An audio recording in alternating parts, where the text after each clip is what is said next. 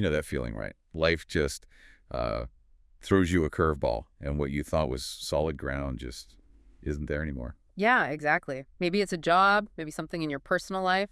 That sudden shift can be really unsettling, stressful even. Definitely. So today we're doing a deep dive into this surprisingly simple story that's actually helped millions with exactly that.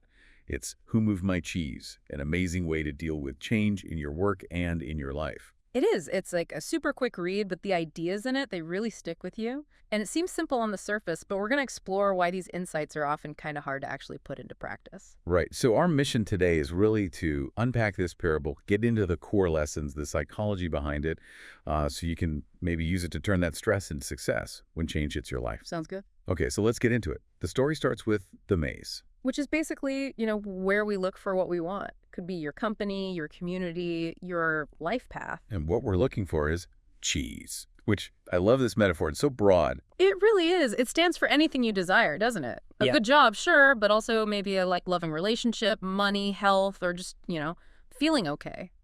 Peace of mind. Yeah. What kind of cheese do you think people get most attached to, beyond just the obvious stuff like a job?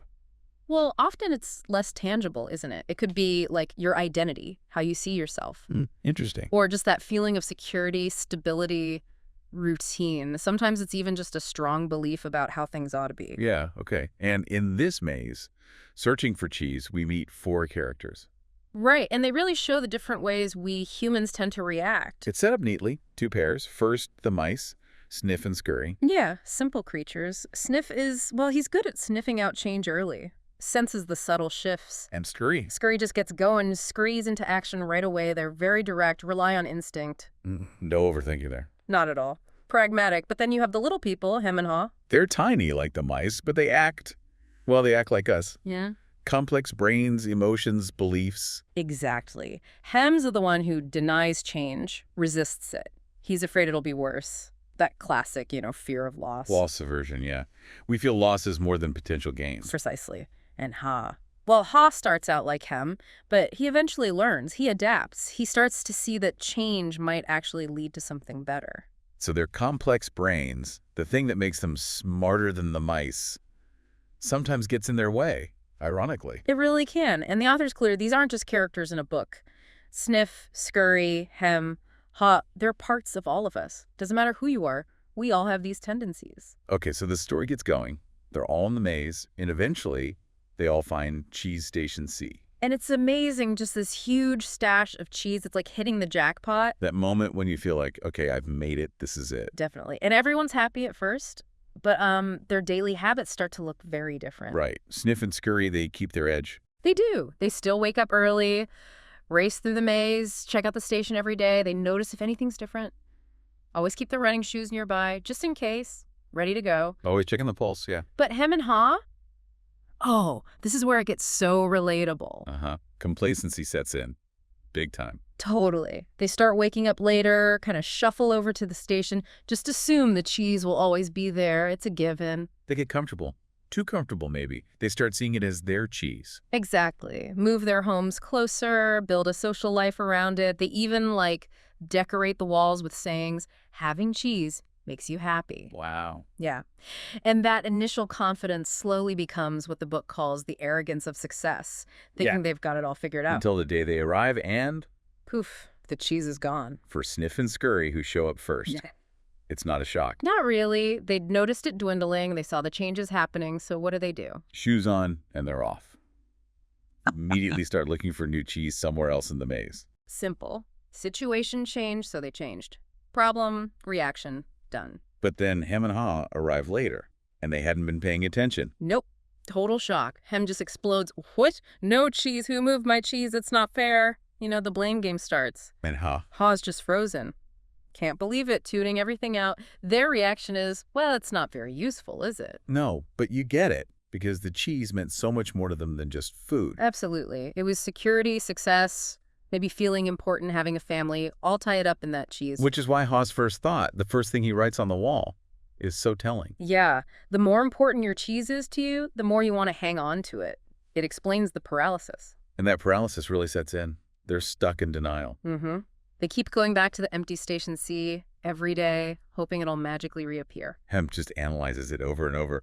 Why did this happen? Who did this? I'm entitled to this? That entitlement thing is huge. And Ha, at first, he's right there with him, complaining, getting weaker, frustrated, angry. They even try, like drilling a hole in the wall, thinking the cheese is hidden. Yeah, futile effort, just activity, not productivity.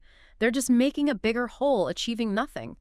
And Ha starts to realize this. That's the turning point for Ha, isn't it? He starts to see the absurdity. He does. He actually starts to laugh at himself. Like, wow, we look ridiculous doing the same thing over and over. He realizes fear has kept him prisoner there. And he starts looking for his running shoes, the ones he tossed aside ages ago. Right, a symbol of action. But Hem tries to hold him back. Yeah, what if there's no cheese out there? What if it's dangerous? All the what ifs. Classic fear talking. But Ha confronts it. He asks himself that amazing question. What would you do if you weren't afraid? That's the one. It cuts right through it. And then he uses visualization, right? He starts picturing finding new cheese. Vividly. Not just any cheese, but like specific delicious kinds. Swiss, cheddar, mozzarella. He imagines enjoying it. And that image, that feeling, gives him the courage to actually go. It really does. It makes the prospect of searching less terrifying and more appealing almost. Mental rehearsal. So he tells him, basically, look, things change. Life moves on. We need to move on too. Yeah, he says, sometimes, Hem, things change and they are never the same again. That's life. Life moves on, and so should we. He knows that old cheese is gone for good. And he finally says, It's May's time. And off he goes. Now, as Ha ventures out, hoping Hem might follow eventually, he starts writing on the walls, these little insights he's gaining. With leaving a trail. Yeah, these handwritings on the wall are the core lessons. First, the blunt truth. If you do not change, you can become extinct. Stark. Then, about paying attention. Smell the cheese often so you know when it's getting old. Foresight. Don't be caught off guard. You could have seen this coming if you were paying attention. Then, the necessity of action. Movement in a new direction helps you find new cheese. Just getting started helps. And the feeling that comes with it, when you move beyond your fear, you feel free. That sense of release is powerful. He circles back to the visualization. Imagine yourself enjoying new cheese before you find it. Keep that positive picture. And the importance of letting go. The faster you let go of old cheese, the sooner you find new cheese. Don't just move on physically, but mentally too. He reframes the risk too. It is safer to search in the maze than remain in a cheeseless situation. Staying put is actually riskier. So true. And then a big one about our own thinking.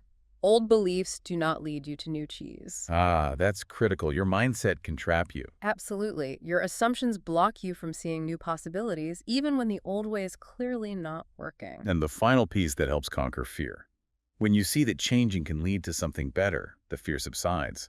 Change becomes opportunity. So Ha keeps going. It's not easy, mind you. He gets lost, finds only little scraps of cheese sometimes, feels like giving up. But he reminds himself it's still better than being back at Station C with him starving. Exactly. And eventually, he finds it. Cheese Station N. Huge supply, even bigger than Station C. And who's already there? Sniff and Scurry, of course. They've been there a while, thriving. So Ha joins them, raises a piece of new cheese, and toasts. Hooray for change! A complete turnaround from his initial fear. And as he's enjoying this new cheese, he has some key reflections. Yeah, he realizes his fear was mostly in his head, holding on to an illusion.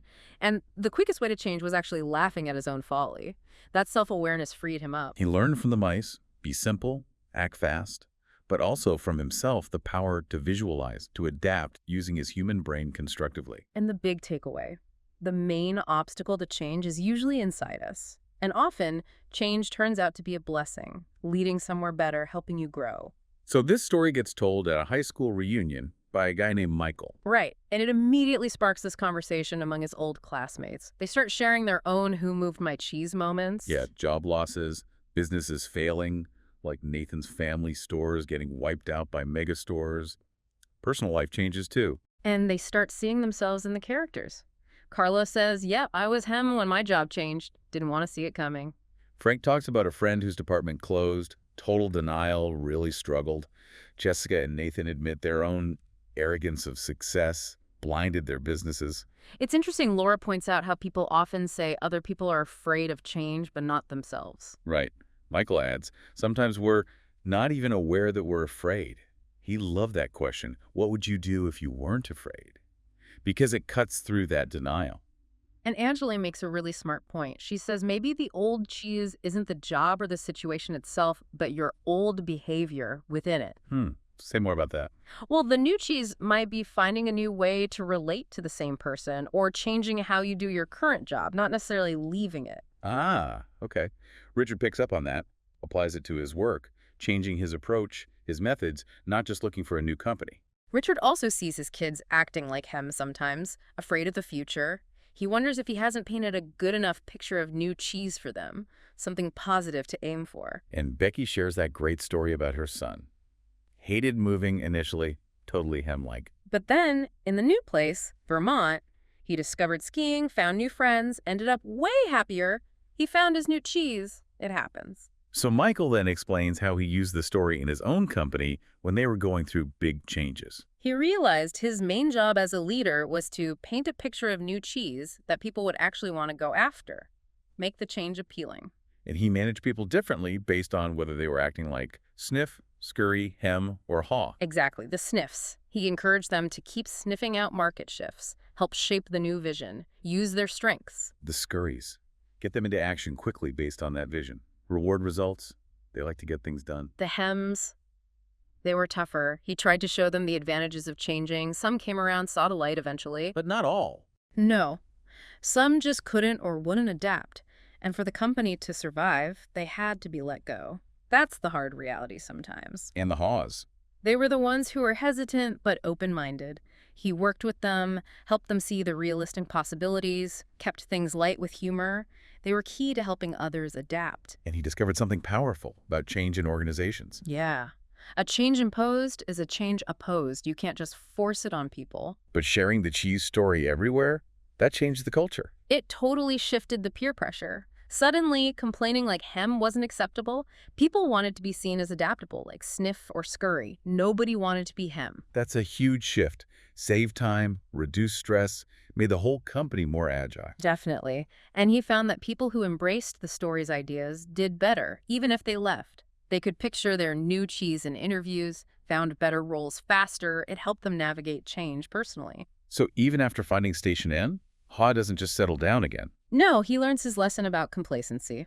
He writes a final summary on the wall, kind of his ongoing guide to life. The big takeaways. First, change happens.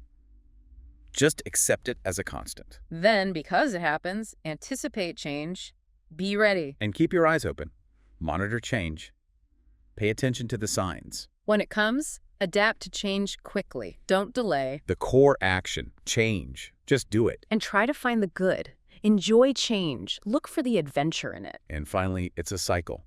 Be ready to change quickly and enjoy it again. It never really stops. Right. So Ha keeps checking his cheese supply daily, explores the maze regularly, stays aware. He knows being comfortable isn't the same as being safe. So, okay, bringing this back to everyone listening, what does this simple story really mean for you? It's lasted because it hits something deep about how we handle or mishandle change. Right. The real deep dive isn't just knowing the characters, it's spotting them in yourself. When are you being hem, stuck in fear? Or maybe Ha before he started laughing at himself. So maybe think about this. What's one piece of old cheese in your life right now? Could be a habit, a belief, maybe the situation that you're clinging to, maybe out of habit, maybe fear. And what's just one small step, like one little scurry into the maze you could take today towards maybe discovering some exciting new cheese that might be out there, just waiting a little bit beyond where you feel comfortable right now?